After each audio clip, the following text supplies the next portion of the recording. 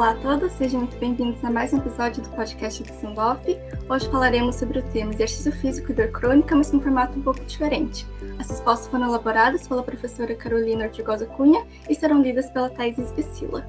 Falando um pouco sobre a professora Carolina, ela é especialista em prótese dentária e disfunção temporomandibular, mestre e doutora em ciências odontológicas aplicadas com área de concentração em reabilitação oral, teve seu doutorado com período sanduíche na Rutgers University, em New Jersey, é professora de prótese da Unisagrado, em Bauru, e diplomada pela American Board of Orofacial Pain nos Estados Unidos.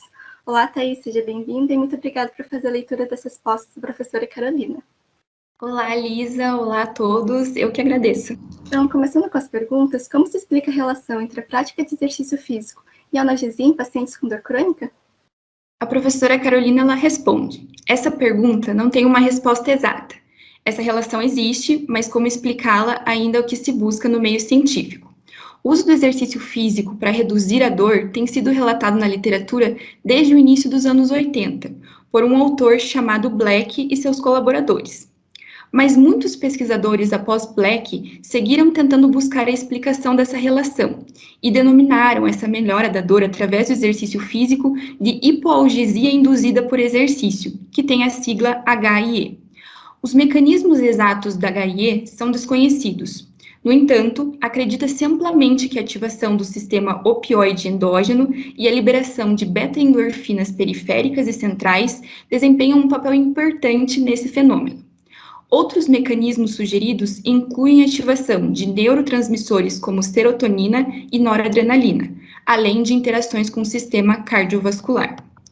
O exercício físico, sobretudo o aeróbico, interage como modulador do aspecto biopsicossocial da dor, por intermédio do córtex motivacional psicológico e da dopamina, do sistema nervoso autônomo, dopamina e opioides, dos mecanismos inibitórios descendentes e seus neurotransmissores, noradrenalina, serotonina, opioides e GABA, que nos pacientes com dor crônica estão alterados, pois esses apresentam um quadro de sensibilização central, com o sistema de modulação da dor no sistema nervoso central alterado, digamos, menos eficaz. De todos esses mecanismos estudados para HIE, o mecanismo mais comumente proposto para essa hipoalgesia é a ativação do sistema inibitório descendente, por ativação dos sistemas opioide e endocannabinoide, em receptores específicos.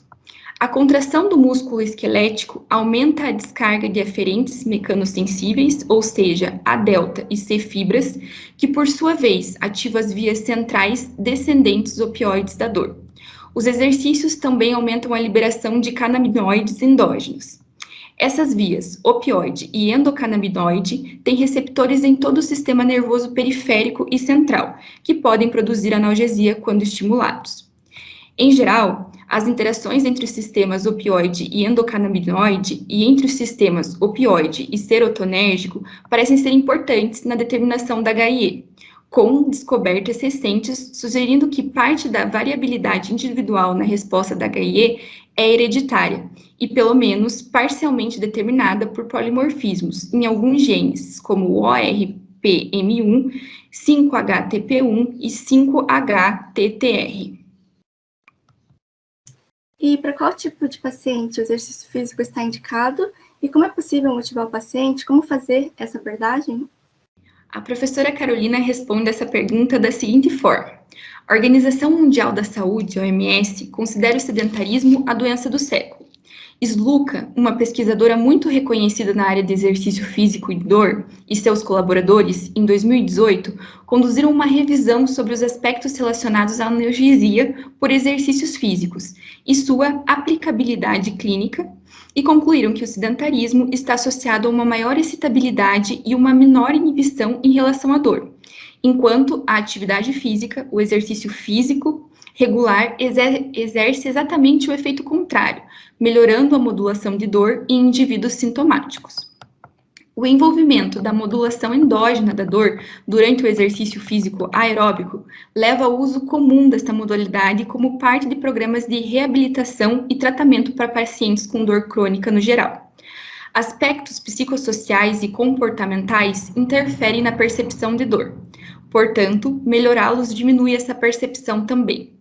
Recentemente, um estudo demonstrou que a catastrofização da dor pode estar relacionada à interrupção na modulação endógena da dor. Portanto, além de pesquisas que estudam o efeito do exercício em indivíduos doentes, é necessário acessar os aspectos psicossociais desses, para entender como o exercício poderia beneficiar ou não indivíduos com distúrbios dolorosos, principalmente de caráter crônico. Os programas de exercícios aeróbicos reduzem a dor, fadiga e a depressão, e também melhoram o pico de captação de oxigênio e, portanto, melhoram a qualidade de vida relacionada à saúde nesses pacientes com dor crônica. Atualmente, profissionais da área da dor orofacial abordam no conjunto de terapias dos indivíduos com DTM, principalmente crônica, a prática de exercício físico aeróbico. É necessário entender que alguns indivíduos respondem bem ao exercício físico como parte da terapia de controle da dor, e outros indivíduos não se beneficiam. Por isso, é importante estudar em quais indivíduos a prática de exercício físico é benéfica, e em quais indivíduos outras terapias complementares devem ser abordadas, já que a prática do exercício não gera melhora na dor. Os atuais estudos no assunto da HIE estão tentando descobrir isso. Se tem algo que prediz se aquele indivíduo vai ser o que responderá bem, médio, ou não responderá com a melhora ao realizar o exercício físico. O que é extremamente importante é primeiro entender quem é o paciente que está tratando e o quanto talvez ele seja uma pessoa que vai aderir bem à prática do exercício físico, ou se antes de propor o exercício, outras terapias iniciais sejam necessárias. A professora ainda enfatiza: acredito muito na educação do paciente, que tudo que é bem explicado para o paciente e faça ele entender o quão bom poderia ser para ele e para a qualidade de vida dele no geral, não só na dor. Praticar um exercício físico ajuda na aderência desse indivíduo a essa ferramenta no tratamento. Mesmo que a dor não diminuiu com o exercício em si, mas o aspecto psicossocial e outros comportamentos podem melhorar, e indiretamente melhorarem os aspectos da dor nesse paciente.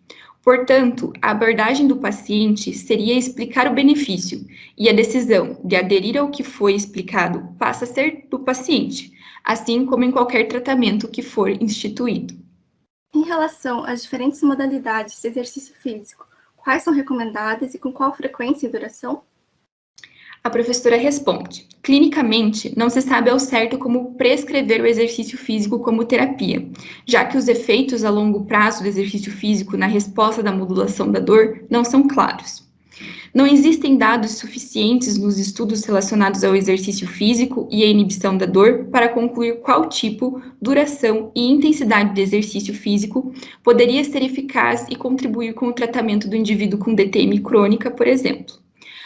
A quantidade de estudos realizados nos últimos anos tem mostrado que exercícios aeróbicos são mais interessantes para HIE e de intensidade moderada, realizada por mais de 10 minutos, podem ativar os mecanismos endógenos do controle e modulação de dor. Muitos estudos, eu diria, sobre HIE são realizados em indivíduos saudáveis ou animais e, portanto, não podem ser extrapolados para uma população com dor crônica. E também devemos lembrar que existe ação a curto e longo prazo da HIE. Talvez, no primeiro momento, a dor não melhore, mas sim a longo prazo. Tudo isso ainda precisa ser estudado para que protocolos sejam criados, dependendo do tipo de condição dolorosa o paciente apresente, e se esse paciente tem maior ou menor benefício com exercício aeróbico mais ou menos vigoroso. Além disso, aquele paciente que já pratica algum exercício físico difere do sedentário em relação ao tipo, frequência, intensidade e duração do exercício físico. Para indivíduos com idades entre 20 a 60 anos, a prevalência de dor crônica é aproximadamente 12% menor para quem se exercita de 1 a 3 vezes por semana por pelo menos 30 minutos ou em intensidade moderada, em comparação com quem não pratica exercícios. O que se sabe é que o exercício não precisa ser de alta intensidade para se obter o efeito na dor. Como podemos relacionar o sono com a qualidade de vida desses pacientes com dor crônica? A professora Carolina responde: direta ou indiretamente, a dor, principalmente a crônica, ela afeta o sono, o humor, os níveis de energia e muitos outros aspectos do bem-estar e da qualidade de vida dos pacientes, e é frequentemente acompanhada por muitas outras comorbidades dolorosas, podendo resultar em incapacidade do indivíduo.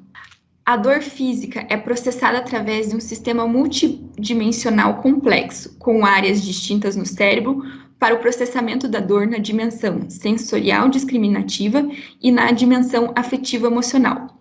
Alguns fatores que contribuem para a amplificação da experiência dolorosa são considerados excitatórios, sendo possível destacar o medo, ansiedade, depressão, além de fatores cognitivos e comportamentais, como a má qualidade do sono.